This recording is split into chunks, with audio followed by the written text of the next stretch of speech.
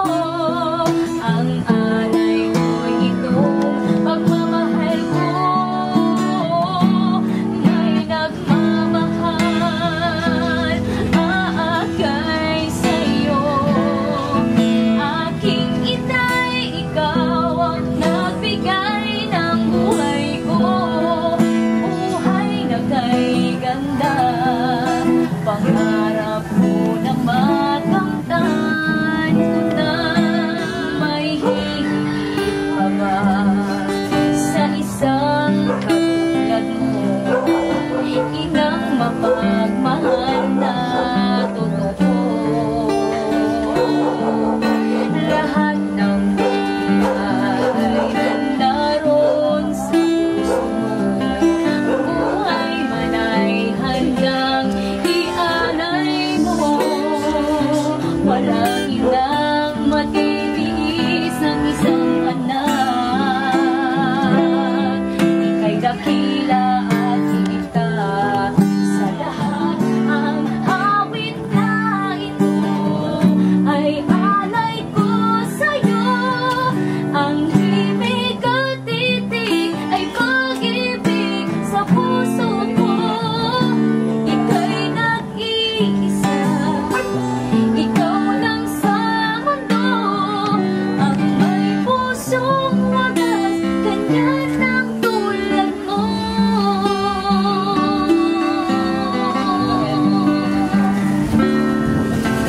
Thank you for teaching me how to love, showing me what the world means, what I've been dreaming of. And now I know there is nothing that I could not do. Thanks to you for teaching me how to feel, showing me my emotions, letting me know what's real from what is not. What I got is what I'd ever hoped for, and a lot of what I hope for is thanks to you. No mountain, no valley, no time, no space, no heartache, no heartbreak, no broken grace can't stop me from believing that my love will pull me through. Thanks to you. Happy birthday, Mother dear. First of all, thank you to our Almighty God for giving you 80th birthday. Sana palawigin pa ni Lord ang iyong buhay.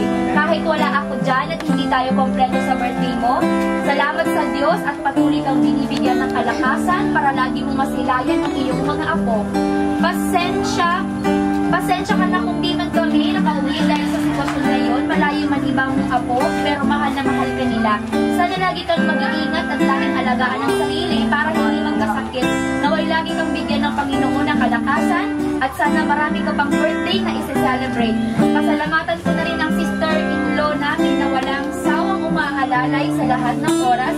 Nandyan si Gina. Sana hindi ka magbago sa iyong pagiging humble. I love you, Nay, from Hong Kong with love, John.